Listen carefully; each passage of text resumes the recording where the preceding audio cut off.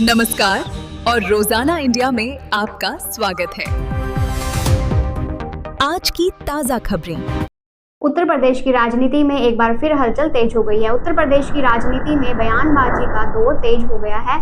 अखिलेश यादव के बाद अब बसपा सुप्रीमो मायावती ने भी मोर्चा संभाल लिया है। मायावती के ताजा बयान ने साफ कर दिया है कि आने वाले चुनाव से पहले सियासी जंग और तीखी होने वाली है। अब सबकी नजर मुख्यमंत्री योगी आदित्यनाथ के जवाब पर टिक गई है। बहुजन समाज पार्टी प्रमुख मायावती ने 14 अप्रैल के बाद चुनावी मोड़ में उतरने के स्पष्ट संकेत दिए हैं। लखनऊ में पार्टी पदाधिकारियों की बैठक में उन्होंने जिस तरह आरक्षण, बेरोजगारी और महंगाई जैसे मुद्दों पर सरकार को घेरा, उससे साफ है कि बीएसपी अब आक्रामक रणनीति के साथ मैदान में उतरने जा रही है। बैठक में मायावती ने कहा कि दलितों, आदिवासियों और पिछड़े वर्गों के लिए आरक्षण का सही लाभ तभी मिल सकता है जब बहुजन समाज की सरकार सत्ता में हो।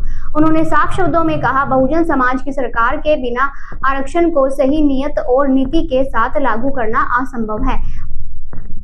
जम्मू कश्मीर में 36 साल बाद कश्मीरी पंडितों की घर वापसी प्रक्रिया शुरू हो गई है। एक तरफ खंडर में तब्दील हो चुके मंदिरों को रेनोवेट करके दोबारा खोला जा रहा है, तो वहीं दूसरी तरफ जम्मू कश्मीर की सरकार ने 1990 में हड़प की गई कश्मीरी पंडितों की 3700 कनाल जमीन को वापस पाने का दावा किया है। कश्मीरी पंडित ने सरकार की तरफ से उठाए गए इस कदम का स्वागत किया है। जम्मू कश्मीर सरकार के अनुसार प्रशासन की लगातार कोशिशों से अब तक कश्मीर घाटी के 10 जिलों में कश्मीरी प्रवासी के कुल 3729 कनाल और 4 मरला जमीन सफलतापूर्वक वापस ली गई है और उन्हें लौटा दी गई है। कश्मीरी पंडितों का कहना है कि हड़प ली गई जमीन और मंदिर की संपत्ति हजारों कनाल की जमीन है। मुख्यमंत्री अगर ये दावा करते हैं कि उन लोगों ने 3700 कनाल जमीन पुनः प्राप्त की है तो ये एक अच्छी बात है, लेकिन ये जमीन किस किस को मिली है ये जानना भी जरूरी है। आपको बता दें कि जम्मू कश्मीर में 1989 में शुरू हुए आतंकवाद के साथ ही लाखों कश्मीरी पंडित अपना घर बार और अपनी जमीन जायदाद छोड़कर चले गए थे। आतंकवाद के जोर में कुछ लोगों ने तब अपनी संपत्तियों को बेच दिया था। कुछ लोग अपना सब कुछ छोड़कर कश्मीर से पलायन कर गए। कश्मीरी पंडितों के अनुसार वक्त गुजरने के साथ साथ उनकी जमीन, मंदिर और ट्रस्ट की संपत्तियों पर कुछ लोगों ने नाजायज कब्जा कर लिया, जहां आज बड़े बड़े अस्पताल, शॉपिंग कॉम्प्लेक्स और मॉल बनाए गए हैं। कश्मीरी पंडितों का कहना है कि ये अच्छी बात है कि कश्मीर का माहौल पहले से अच्छा है। कश्मीरी मुसलमानों का सहयोग मिल रहा है। खंडर में तब्दील हुए मंदिरों का नवीनीकरण हो रहा है। खास बात यह है कि हाल ही में 36 साल बाद श्रीनगर का रघुनाथ मंदिर दोबारा पूजा अर्चना के लिए खुल गया है और उमर सरकार का ये दावा है कि 3700 कनाल जमीन वापस ली गई है। अभी हजारों कनाल जमीन ऐसी है जहां बड़े बड़े मॉल, अस्पताल और शॉपिंग कॉम्प्लेक्स बन गए हैं। उसको वापस लेने की जरूरत है, तभी यह संभव है कि कश्मीरी पंडित अपने घरों को लौट सकेंगे।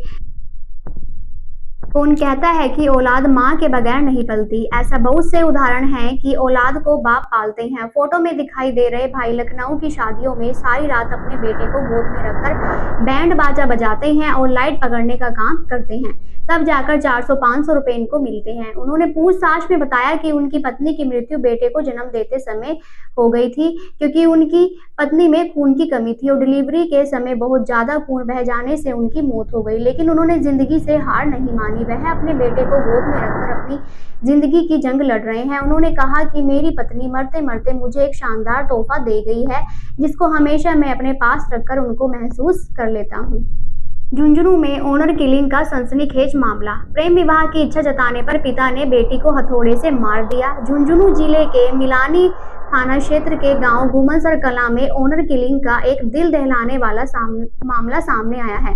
रविवार को पुलिस ने खुलासा किया कि प्रेम विवाह की इच्छा जताने पर नाराज पिता ने अपनी ही बेटी को हथौड़े से मार दिया। पुलिस ने मामले में आरोपी पिता सुरेंद्र कुमार नेहरा को गिरफ्तार कर लिया है। थाना अधिकारी चंद्रभान ने बताया कि मृतका 23 वर्ष प्रियंका अपनी सहेली के भाई से लव मैरिज करना चाहती थी, लेकिन पिता इस रिश्ते के खिलाफ था। इस विवाद को लेकर पिछले कई दिनों से घर में तनाव चल रहा था, तो अंततः इस भयानक हत्या में तब्दील हो गया। प्रारंभिक जांच में सामने आया कि शुक्रवार रात इस विषय पर तीखी बहस होने के बाद पिता गुस्से में आया और बेटी पर हथौड़े से वार कर उसकी जान ले ली।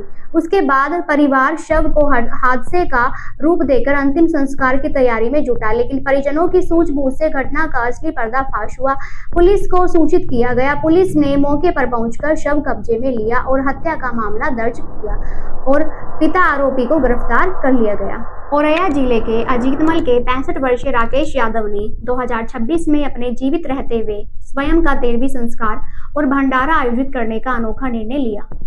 अविवाहित राकेश ने अपने 2 भाइयों के निधन के बाद अकेलेपन और भविष्य में कोई संस्कार करने वाला न होने के डर के कारण यह कदम उठाया। लक्ष्मणपुर गांव के राकेश यादव स्वर्गीय हरवंश यादव के सबसे बड़े पुत्र हैं। उनके छोटे भाइयों में से एक की बीमारी के कारण मृत्यु हुई और दूसरे की हत्या कर दी गई। परिवार में आई इन त्रासदियों के बाद राकेश पूरी तरह अकेले रह गई। इस आयोजन के लिए उन्होंने निमंत्रण कार्ड बांटकर लगभग 1900 लोगों को भोज में आमंत्रित। बस्ती जिले से एक अनोखा मामला सामने आया है, जहां एक युवक ने पत्नी से छुटकारा मिलने पर 9 किलोमीटर लंबी दंडवत यात्रा कर मंदिर पहुंचकर मन्नत पूरी की। यह घटना इलाके में चर्चा का विषय बनी हुई है। मामला सोनहा थाना क्षेत्र के एक गांव का है। बताया जा रहा है कि युवक का वैवाहिक जीवन शादी के महज 2 साल बाद ही विवादों में घिर गया था। घरेलू कलह और मानसिक तनाव से परेशान होकर युवक ने मां बेंडवा समेत माता मंदिर में मन्नत मांगी थी कि यदि उसे पत्नी से छुटकारा मिल जाएगा तो वह दंडवत यात्रा कर मंदिर पहुंच जाएगा। करीब 2 साल तक चले कानूनी प्रक्रिया के बाद युवक को तलाक मिल गया। इसके बाद उसने अपनी मन्नत पूरी करने का निर्णय लिया और बिना अल जल ग्रहण किए अपने गांव से भानपुर स्थित मंदिर तक लगभग 9 किलोमीटर की दंडवत यात्रा शुरू की। इस दौरान युवक के साथ उसके परिजन और गांव के लोग भी गाजे बाजे के साथ शामिल हुए। शाम तक मंदिर पहुंचकर युवक ने माता के दर्शन किए और प्रसाद चढ़ाकर आभार व्यक्त किया। युवक ने बताया कि वह वैवाहिक जीवन में काफी परेशान था और कोर्ट से तलाक मिलने के बाद अब वह मानसिक रूप से सुकून महसूस कर रहा है। यह घटना सामाजिक स्तर पर वैवाहिक संबंधों में बढ़ते तनाव और बदलती सोच को दर्शाती है। अमेरिकी, इजराइल और ईरान के बीच छिड़े इस युद्ध में 1 महीने से ज्यादा समय पूरा हो चुका है। इस दौरान कूटनीतिक बयानों से लेकर जमीन पर मिसाइल हमलों तक स्थिति बेहद गंभीर बनी हुई है। इजरायली प्रधानमंत्री बेंजामिन नेतन्याहू ने एक बड़ा दावा करते हुए कहा है कि इस युद्ध के दौरान ईरान ने अमेरिकी राष्ट्रपति डोनाल्ड ट्रंप की हत्या के 2 प्रयास किए हैं। यह बयान ऐसे समय में आया है जब ट्रंप और ईरान के बीच पहले से ही ठनी हुई है। इस बीच यूरोपीय संघ ने भी ईरान पर मानवाधिकारों के उल्लंघन को लेकर लगे प्रतिबंधों को 1 साल के लिए और बढ़ा दिया है।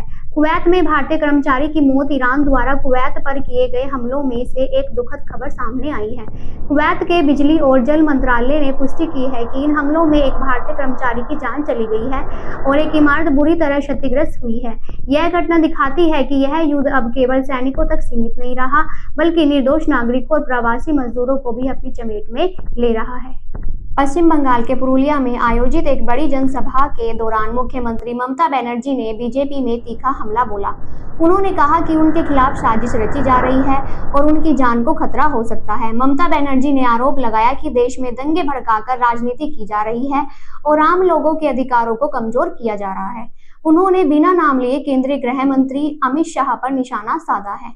सबसे बड़ा आरोप लगाते हुए ममता ने कहा कि करीब 1.20 करोड़ मतदाताओं के नाम वोटर लिस्ट से हटा दिए गए हैं। उन्होंने भरोसा दिलाया कि उनकी पार्टी ऐसे लोगों की मदद के लिए कैंप लगाएगी ताकि कोई भी अपने मतदान के अधिकार से वंचित। इस्लामाबाद में शांति के लिए बड़ी बैठक। पाकिस्तान की राजधानी इस्लामाबाद में सऊदी अरब, मिस्र, तुर्की और पाकिस्तान के विदेशी मंत्रियों ने एक हाई लेवल मीटिंग की। इस बैठक का मुख्य उद्देश्य क्षेत्र में सुरक्षा बहाल करना और युद्ध को रोकने के लिए शांतिपूर्ण विकल्पों पर विचार करना था।